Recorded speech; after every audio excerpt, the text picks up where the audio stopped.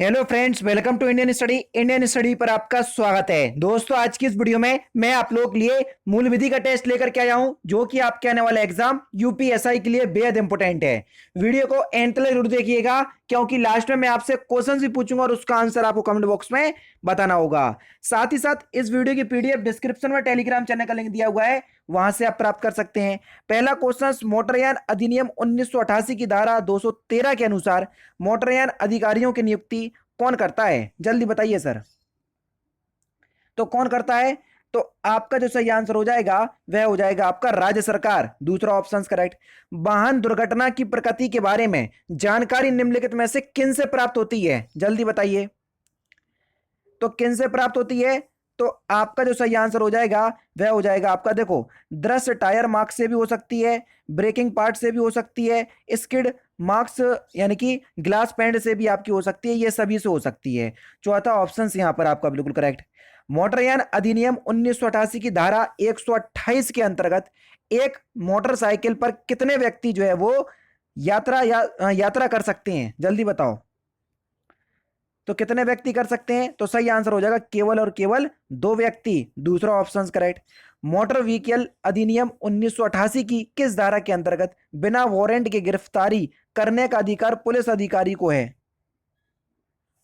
तो ये धारा 202 में है। पहला ही ऑप्शन करेक्ट। नेक्स्ट क्वेश्चन, मोटरयान अधिनियम की किस धारा में रक्षक रहित रेल फाटकों पर कतिपय सावधानियां बरतने का ड्राइवरों का कर्तव्य निर्धारित किया गया है? तो सही आंसर हो जाएगा आपका धारा 131। पहला option correct. Next question start करने से पहले मैं आपको बता दूं, दोस्तों, मैं डेली बेसिस पे अनअकैडमी पर 4 स्पेशल क्लास लेता हूं और चारों ही स्पेशल क्लास बिल्कुल फ्री हैं। आपकी जानकारी के लिए बता दूं कि ये फ्री स्पेशल क्लास है। अब फ्री का मतलब कभी भी ये मत समझ लेना कि ये ऐसे ही चल रही होंगी टाइम पास के लिए। मैं आपसे कह रहा हूं कि सर, एक बार क्लास में आकर के देखो आप, और अगर आपको क्लास में कुछ भी पसंद नहीं आए, 100% में से अगर आपको क्लास 5%, 10%, 20% भी समझ में ना आए, तो क्लास को डिसलाइक करना और आ जाना। बिल्कुल समझ रहे हैं ना? एक बार क्लास में आओ, क्लास की क्वालिटी तुम तभी पता कर पाओगे जब आप देखोगे क्लास को, कि क्लास को मैं कितना अच्छा कंटेंट मैं आपको प्रोवाइड करवा रहा हूं, वो भी बिल्कुल फ्री में। तो डिस्क्रिप्शन में क्लास का लिंक आपको मिल जाएगा। अगर दिए गए लिंक से नहीं पहुंच पा रहे हो तो भी मैं आपको बता दे रहा हूं पूरा ट्यूटोरियल कैसे आपको मेरी क्लास तक पहुंचना है। आप लोगों को सबसे ज़्यादा दिक्कत हो रही है मेरी स्पेशल क्लास लेने पे, जो रोज़ सुबह 11 बजे चलती है। आप जैसे ही अनअकैडमी पर अपना अकाउंट बनाएंगे तो आपके सामने ये विंडो खुल करके आएगी, तो आपको UP triple S C search करना है। यूपी ट्रिपल एस सी या स्टेट पीसीएस में आपको ये यूपी ट्रिपल एस सी देखने को मिल जाएगा। तो हमने ये देखो, ये मिल गया यूपी ट्रिपल एस सी, तो हमने इसको सिलेक्ट किया। सिलेक्ट करने के बाद हमने हिंदी को जो है वो सिलेक्ट कर लिया, हमको हिंदी मीडियम से पढ़ना है। आगे की जो आपकी प्रोसेसिंग है वो यहाँ पर हो जाएगी और आपको यहाँ पर यूपी ट्रिपल एस सी लिख करके आ जाएगा। देखो, ये लिख करके आ गया यूपी ट्रिपल एस सी। अब UP triple S C category में आपको कुछ नहीं करना, आपको जाना है ये सर्च पे और यहाँ पर आपको मेरा नाम सर्च करना है। मेरा नाम है तारिक सरवर, TARIQ, तारिक सरवर, ये मेरा नाम है। तो देखो, मैं आपको वहां पर दिख जाऊंगा, ये दिख गया मैं, ठीक है। यहाँ पर जैसे ही आप करोगे तो आपके सामने इसको आप क्लिक करोगे तो मेरी सारी क्लासेस आपके सामने आ जाएंगी, जो आगामी क्लास होंगी वो भी आ जाएंगी। देखो, ये सारी क्लासेस आ गई। अभी हाल ही में क्लास लेकर के हटा हूँ 37 मिनट पहले। तो आपको मेरी क्लास देखना है, सपोज करो यही वाली क्लास देखना है, तो मैंने क्लिक किया। तो अब क्या करना पड़ेगा सर? आपको क्लास अनलॉक करना पड़ेगी। जैसे ही मैंने आपको क्लास में किया तो अनलॉक कोड आपको मांगा है। तो अनलॉक कोड है आपका इंडियन स्टडी, जो कि हमारे चैनल का नाम है इंडियन स्टडी, कहीं भी कोई भी स्पेस नहीं है ये है। और इसको हमने अनलॉक कर दिया। अब आपके सामने क्लास अनलॉक हो गई। आराम से आप क्लास का लुफ्त उठाइए और डेली बेसिस पे आपके पास नोटिफिकेशन भी पहुंच जाया करेगी। अब आपको समझ में अभी आ गया होगा सब कुछ, ठीक है। अब मिलते हैं, जैसे भी आपकी क्लास होगी आप उस तरीके से देख लीजिएगा, जैसा कि मैंने आपको बताया है। नेक्स्ट क्वेश्चन, मोटरयान अधिनियम की किस धारा में रक्षक रहित रेल फाटकों पर कतिपय सावधानियां बरतने का ड्राइवरों को कर्तव्य निर्धारित किया गया है? तो ये धारा 131 में किया गया है सर। पहला ऑप्शन करेक्ट। रेलगाड़ी की छत, सीढ़ी या इंजन पर चेतावनी के बाद यात्रा रेल अधिनियम 1988 की किस धारा का उल्लंघन है? तो धारा 156 का उल्लंघन है। तीसरा ऑप्शन करेक्ट। मोटरयान अधिनियम 1988 की धारा 177 में क्या वर्णित है? पहला ऑप्शन ये है, बाकी 3 ऑप्शन ये है। तो अपराधों के दंड के लिए साधारण उपबंध उपलब्ध है। पहला ही ऑप्शन करेक्ट हो जाएगा। मोटरयान अधिनियम 1988 की किस धारा में खतरनाक तरीके से मोटरयान चलाने पर दंड का प्रावधान है? तो सही आंसर हो जाएगा आपका धारा 184 में दूसरा ऑप्शन करेक्ट।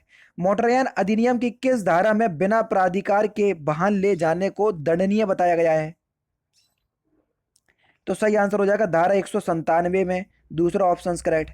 मोटरयान अधिनियम 1988 की धारा 206 में क्या वर्णित है? तो 206 में पुलिस अधिकारी की दस्तावेज परिवर्तित करने की शक्ति वर्णित है, चौथा ऑप्शन करेक्ट। निम्नलिखित में से किस धारा के अंतर्गत बिना पंजीकरण के वाहन चलाना दंडनीय है? तो धारा 192 के अंतर्गत, चौथा ऑप्शन करेक्ट। शराब पीकर वाहन चलाने पर कितने महीने के कारावास से दंड का प्रावधान मोटरयान अधिनियम 1988 के अंतर्गत किया गया है? तो सही आंसर हो जाएगा आपका 6 महीने, तीसरा ऑप्शन करेक्ट। मोटरयान अधिनियम से संबंधित जितने क्वेश्चंस बन सकते थे मैंने आपको बता दिए। अब चलते हैं राष्ट्रीय सुरक्षा अधिनियम की तरफ। तो पहला क्वेश्चन से आपका कि निम्नलिखित में से किस राज्य में राष्ट्रीय सुरक्षा अधिनियम का विस्तार नहीं है? जम्मू कश्मीर में नहीं था, प्रेजेंट टाइम का अभी जैसा ही अपडेट आएगा बता दूंगा। फिलहाल जम्मू कश्मीर ही अभी ऑप्शंस में आप लगाओगे अगर एग्जाम में आता है। राष्ट्रीय सुरक्षा अधिनियम 1980 कब प्रवृत्त हुआ? तो यह 27 दिसंबर 1980 को प्रवृत्त हुआ, पहला ऑप्शन करेक्ट। राष्ट्रीय सुरक्षा अधिनियम 1980 भारतीय संविधान के किस अनुच्छेद से संबंधित है? आर्टिकल 22 से संबंधित है। निम्नलिखित में से किस बात में सर्वोच्च न्यायालय ने यह निर्णय दिया कि यह अधिनियम भारतीय संविधान के अनुच्छेद 14, 19, 21 तथा 22 का उल्लंघन नहीं करता है? तो सही आंसर हो जाएगा आपका M.K. राय बनाम भारत संघ, दूसरा ऑप्शन करेक्ट। राष्ट्रीय सुरक्षा अधिनियम 1980 की धारा 18 संबंधित है किससे? निरसन एवं व्यावृत्तियों से संबंधित है, चौथा ऑप्शन करेक्ट। राष्ट्रीय सुरक्षा एवं अखंडता को प्रभावित करने वाले व्यक्तियों को किस धारा के अंतर्गत निरुद्ध किया जा सकता है? तो धारा 3 के अंतर्गत, पहला ही ऑप्शन करेक्ट। सुरक्षा अधिनियम 1980 की धारा में किसी भी व्यक्ति को कौन गिरफ्तार करने का आदेश दे सकता है? तो कोई पुलिस अधिकारी तो नहीं देगा, राज्य सरकार और केंद्र सरकार दे सकेगी, चौथा ऑप्शन यहां पर आपका बिल्कुल करेक्ट होगा। राष्ट्रीय सुरक्षा अधिनियम में कुल कितनी धाराएं हैं? 18 धाराएं हैं सर, तीसरा ऑप्शन करेक्ट।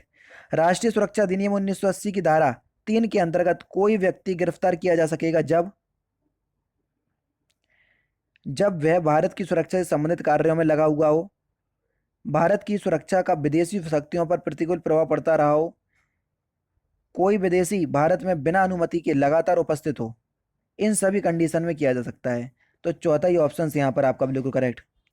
नेक्स्ट क्वेश्चन, निम्नलिखित में से किस धारा के अंतर्गत केंद्र या राज्य सरकार सलाहकार बोर्ड का गठन करेगी? तो धारा 9 के अंतर्गत, दूसरा ऑप्शन करेक्ट। राष्ट्रीय सुरक्षा अधिनियम 1980 के अंतर्गत अभियुक्त की गिरफ्तारी के बाद पुलिस अधिकारी द्वारा इसकी रिपोर्ट किसको दिया जाएगा? तो सही आंसर हो जाएगा आपका राज्य सरकार को, तीसरा ऑप्शन करेक्ट। राष्ट्रीय सुरक्षा अधिनियम 1980 के अंतर्गत गिरफ्तार किए गए व्यक्ति का यदि राज्य सरकार समर्थन नहीं करती है तो उसे कितने दिन बाद छोड़ दिया जाएगा? 12 दिन बाद, दूसरा ऑप्शन करेक्ट। राष्ट्रीय सुरक्षा अधिनियम 1980 के अंतर्गत हिरासत की अधिकतम अवधि कितनी है? 12 महीने हैं सर, पहला ऑप्शन करेक्ट। राष्ट्रीय सुरक्षा अधिनियम 1980 की धारा 3 के अंतर्गत गिरफ्तार किए गए व्यक्ति के संबंध में केंद्र या राज्य सरकार कितने दिन के अंदर सलाहकार बोर्ड के समक्ष अपना पक्ष रखेगी? 3 सप्ताह के अंदर। राष्ट्रीय सुरक्षा अधिनियम 1980 की धारा 4 का के अंतर्गत गिरफ्तार किया गया व्यक्ति बिना सलाहकार बोर्ड की अनुमति के निरोध की अवधि से कितनी अवधि के लिए निरोध किया जा सकता है? तो इस क्वेश्चन का आंसर आप मुझे कमेंट बॉक्स में बताएंगे क्योंकि ये लास्ट क्वेश्चन हैं। तो लगभग 30 क्वेश्चंस आप मूल विधि के आज कवर किए हैं। वीडियो आपको कैसी लगी तो मुझे कमेंट बॉक्स में बताना, और इस क्वेश्चंस का आंसर आप जरूर से मुझे कमेंट बॉक्स में बताइएगा। तो दोस्तों फिलहाल की वीडियो में सिर्फ इतना ही। अगर आपको वीडियो पसंद आए तो प्लीज़ दोस्तों वीडियो को लाइक कीजिए, शेयर कीजिए और साथ ही साथ हमारे चैनल को सब्सक्राइब करना ना भूलें, क्योंकि मैं रोजाना इसी तरह के वीडियोस आप लोगों के लिए लाता रहता हूँ। नमस्कार दोस्तों, जय हिंद, जय भारत।